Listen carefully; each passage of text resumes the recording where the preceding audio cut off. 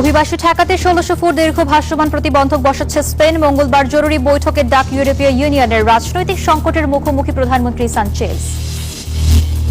ইউরোপের পর এবার দাবানলের কবলে ওয়াশিংটন। কয়েক জায়গায় জরুরি অবস্থা জারি। বিদ্যুৎ বিচ্ছিন্ন ১৩,০০০ ঘরবাড়ি। ইরানে হামলা বাতিল করলেন ট্রাম্প। দ্রুত হরমুজ খুলে দেয়া ও পারমাণবিক সমঝোতার শর্তে ওয়াশিংটনের সিদ্ধান্ত। আক্রমণ ঠেকাতে প্রস্তুত তেহরান।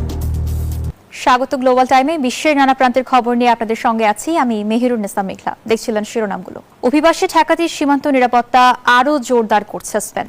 এরই অংশ হিসেবে সমুদ্রে ১৬০০ ফুট দীর্ঘ ভাসমান প্রতিবন্ধক বসাচ্ছে দেশটি। এর মধ্যেই সেউটার অভিবাসী সংকট নিয়ে মঙ্গলবার জরুরি বৈঠকে বসেছে ইউরোপীয় ইউনিয়ন। এদিকে অভিবাসী অনুপ্রবেশের ঘটনায় তীব্র রাজনৈতিক সংকটের মুখোমুখি স্পেনের প্রধানমন্ত্রী পেদ্রো সানচেজ। ২ দিন পার হলেও মরক্কো থেকে স্পেনে আসা সব অভিবাসীকে এখনো ফেরত পাঠানো সম্ভব হয়নি। বিভিন্ন জায়গায় লুকিয়ে থাকা এসব অনুপ্রবেশকারীদের বিতাড়িত করতে সিউটা জুড়ে সাঁড়াশি অভিযান চালাচ্ছে স্পেনের নিরাপত্তা বাহিনী। তবে নিজ দেশে ফিরে যাওয়ার চেয়ে মৃত্যুকেই শ্রেয় মনে করছেন আত্মগোপনে থাকা অভিবাসীরা। প্রতিবার সীমান্ত পার হওয়ার চেষ্টা করতে প্রায় ১০০ থেকে ১৫০ ইউরো খরচ হতো। মরক্কোতে এত টাকা জোগাড় করা খুবই কঠিন। আমার ফিরে যাওয়ার পথ নেই। এর মধ্যে সীমান্ত জুড়েও নিরাপত্তা জোরদার করা হয়েছে। এরই অংশ হিসেবে সমুদ্রে ভাসমান ব্যারিয়ার বসাচ্ছে স্পেন। নতুন এই নিরাপত্তা ব্যবস্থা চালুর পর সিউটায় অবৈধ অভিবাসীদের প্রবেশ বন্ধ হয়ে গেছে এমন দাবি সংশ্লিষ্ট কর্তৃপক্ষের। তবে সিউটায় অবৈধ অভিবাসীদের এ ঢল নিয়ে নিজ দেশের পাশাপাশি ইউরোপের ডানপন্থী সরকার প্রধানদের সমালোচনার শিকার স্পেনের প্রধানমন্ত্রী পেদ্রো সানচেজ। এদিকে স্পেনের সাথে ইউরোপের অবাধ যাতায়াতের শেনজেন চুক্তি সাময়িকভাবে স্থগিত করেছে ইতালি। এর পরপরই দুদেশের মধ্যে কূটনৈতিক উত্তেজনা সৃষ্টি হয়েছে। এর মধ্যেই সিউটায় অভিবাসী সংকট নিয়ে আগামী মঙ্গলবার জরুরি বৈঠকে বসছে ইউরোপীয় ইউনিয়ন। আফরিন মৌ, নিউজ 24।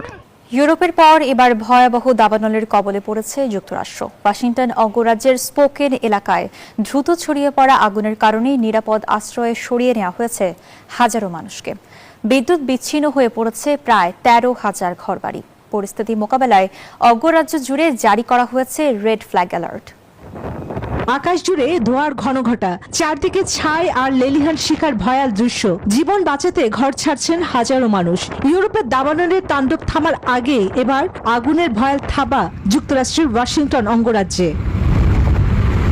প্রবল বাতাস, তীব্র তাপপ্রবাহ ও শুষ্ক আবহাওয়ায় দ্রুত ছড়িয়ে পড়েছে ওল্ড ট্রেলার্স ফায়ার। স্পোকেনের উত্তর পশ্চিমাঞ্চল থেকে শুরু হওয়া আগুন মুহূর্তেই পৌঁছে যায় আবাসিক এলাকায়। ২.৫ লাখ একরের বেশি এলাকা দাবানলের কবলে পড়েছে। স্পোকেন সহ আশপাশের এলাকা থেকে হাজার হাজার মানুষকে নিরাপদ স্থানে সরিয়ে নেওয়া হয়েছে। আগুনের ঝুঁকিতে বিচ্ছিন্ন করা হয়েছে কয়েক হাজারের বেশি ঘরবাড়ি, বিদ্যুৎ সংযোগ। তবে এখনো পর্যন্ত প্রাণহানির খবর পাওয়া যায়নি। দাবানল মোকাবেলায় ওয়াশিংটন জুড়ে জরুরি অবস্থা ঘোষণা করেছে গভর্নর বব ফার্গুন্স। জারি করা হয়েছে রেড ফ্ল্যাগ সতর্কতা। একই সঙ্গে ওয়েগান, আইডাহো, মন্টানা, নেভাদা ও অ্যারিজোনা সহ পশ্চিমাঞ্চলের কয়েকটি অঙ্গরাজ্যে বাড়ানো হয়েছে অগ্নি সতর্কতা। একাধিক দাবানলের কারণে ওয়াশিংটন রাজ্য সংকটপূর্ণ পরিস্থিতির মুখোমুখি।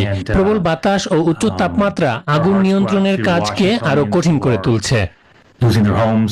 এদিকে ইউরোপীয় কমিনে দাবানলের তাণ্ডব। গ্রিস, স্পেন, পর্তুগাল ও বালকান অঞ্চলে এখনো জ্বলছে একাধিক আগুন। তীব্র তাপপ্রবাহ, শুষ্ক আবহাওয়া ও দমকা হওয়ার কারণে দুই মহাদেশেই দাবানলের ঝুঁকি এখন উচ্চ পর্যায়ে রয়েছে। চন্দ্রা, নিউজ 24। ইরানের সম্ভাব্য বড় ধরনের সামরিক হামলা থেকে সরে এসেছেন মার্কিন প্রেসিডেন্ট ডোনাল্ড ট্রাম্প। তিনি জানিয়েছেন দ্রুত একটি চুক্তির সম্ভাবনা তৈরি হওয়ায় হামলা বাতিল করা হয়েছে। তবে উত্তেজনা এখনো কাটেনি। পাল্টা জবাবের হুঁশিয়ারিও দিয়েছে তেহরান। লাগাতার মার্কিন আগ্রাসনের ক্ষত এখনো বয়ে বেড়াচ্ছে তেহরান। এর মধ্যেই ওয়াশিংটন তেহরানে দ্বিতীয় বিশ্বযুদ্ধের চেয়েও ভয়াবহ সামরিক অভিযান পরিচালনার ষড়যন্ত্রে মগ্ন। আশঙ্কা করা হচ্ছে ফের মার্কিন ও ইসরায়েলি যৌথ শক্তি আঘাত হানবে ইসলামী রিপাবলিকে।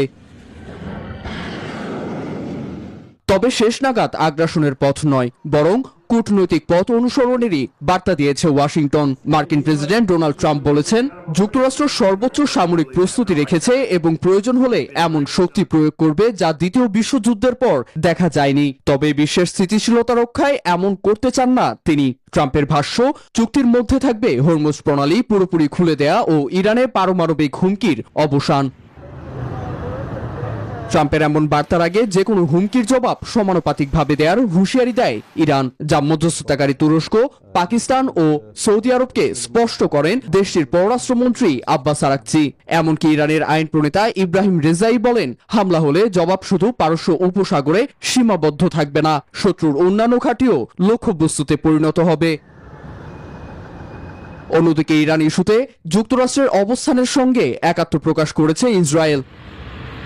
নীরব দাস, নিউজ 24।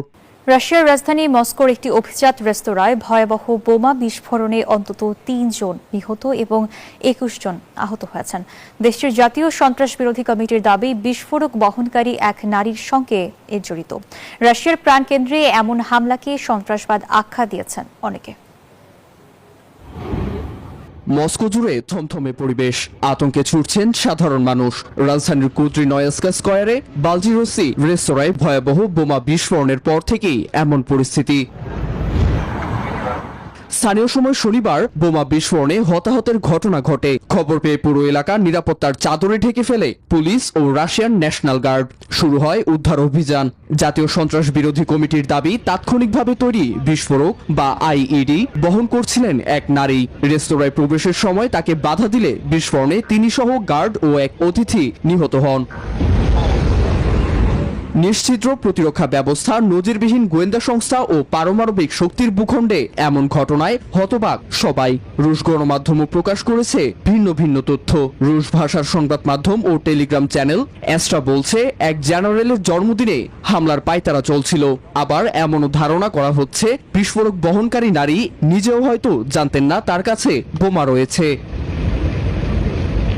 পরাশক্তির প্রাণকেন্দ্রে বোমা হামলার বিষয়ে মার্কিন প্রতিরক্ষা দপ্তরের সাবেক কর্মকর্তা মাইকেল মালুফর বলেন, হামলার লক্ষ্য ছিল সর্বোচ্চ সংখ্যক মানুষের প্রাণহানি। লোকচক্ষুর আড়ালে দেশটিতে বিচ্ছিন্নতাবাদী বা সন্ত্রাসবাদ দানা বাঁধছে বলে মত তার। জানিয়ে এখনো মুখ খোলেনি ক্রেমলিন। নীরব দাস, নিউজ 24। এশিয়ার রাজনীতিতে তৈরি হওয়া ছাত্র জনতার আন্দোলনের ঢেউ এবার পাকিস্তানেও। সম্প্রতি লাহোর ও আজাদ কাশ্মীরে দেখা গেছে তেমন আভাস। অস্থিরতার কথা স্বীকার সাবধানও করেছেন দেশটির স্বরাষ্ট্রমন্ত্রী মোহসেন নাকভি। তবে কি শ্রীলঙ্কা, বাংলাদেশ, নেপাল ও ভারতের পর এবার টার্গেট ইসলামাবাদ? বিস্তারিত চৈতি রায়ের প্রতিবেদনে। একসময় এশিয়ার বিভিন্ন দেশে ছাত্র আন্দোলন ছিল বিচ্ছিন্ন কিছু ঘটনা, কিন্তু গত কয়েক বছরে বদলে গেছে সেই চিত্র। শ্রীলঙ্কার অর্থনৈতিক সংকটের বিরুদ্ধে গণ আন্দোলন, বাংলাদেশের শিক্ষার্থী নেতৃত্বাধীন বিক্ষোভ, নেপালে তরুণদের রাজপথে নামা, আর সবশেষ ভারতের ককরোচ জনতা পার্টির আন্দোলন নতুন করে দেখিয়েছে সংগঠিত তরুণরা চাইলে রাজনীতির গতিপথও বদলে দিতে পারে। ভারতের সাম্প্রতিক ছাত্র আন্দোলনের প্রভাব নিয়ে আলোচনা এখন সীমান্ত ছাড়িয়ে সেই আন্দোলনের রেশ পৌঁছেছে প্রতিবেশী পাকিস্তানেও। লাহোর ও আজাদ কাশ্মীরে দেখা দিয়েছে বিক্ষোভ। শাসন ব্যবস্থা সংস্কারের দাবিতে রাজপথে নেমেছে ছাত্র, শ্রমিক ও নাগরিক সমাজের বিভিন্ন অংশ। এমন বাস্তবতায় সতর্কবার্তা দিয়েছেন পাকিস্তানের স্বরাষ্ট্রমন্ত্রী মোহসিন নাকভি। ইসলামাবাদে এক অর্থনৈতিক সম্মেলনে তিনি বলেন, কাঠামোগত সংস্কার না হলে পাকিস্তানের তরুণরাও ভারতের মতো বড় ধরনের আন্দোলনে নামতে পারে। অর্থনৈতিক সংকট, উচ্চ বেকারত্ব, রাজনৈতিক অস্থিরতা এবং নিরাপত্তা পরিস্থিতির চাপে পাকিস্তানে জন অসন্তোষ বেড়েই চলেছে। আর সেই বাস্তবতায় সরকারের শীর্ষ পর্যায় থেকে যখন ছাত্র আন্দোলনের সম্ভাবনার কথা বলা হচ্ছে, তখন বিষয়টি শুধু রাজনৈতিক বক্তব্য নয়, বরং ভবিষ্যতের একটি সম্ভাব্য সংকেত হিসেবেও দেখছেন অনেকে। চৈতি রয়, নিউজ 24। ইরান যুদ্ধের প্রভাবে বিশ্ববাজারে তেলের দাম বাড়ার সুযোগে রেকর্ড মুনাফা করেছে বড় তেল কোম্পানিগুলো।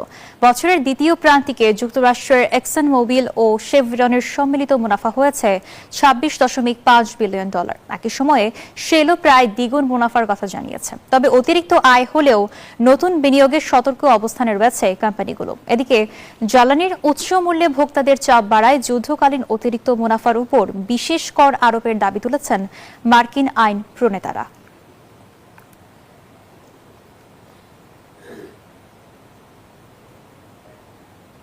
আর এই ছিল গ্লোবাল টাইমের আয়োজনে। সঙ্গে থাকার জন্য ধন্যবাদ।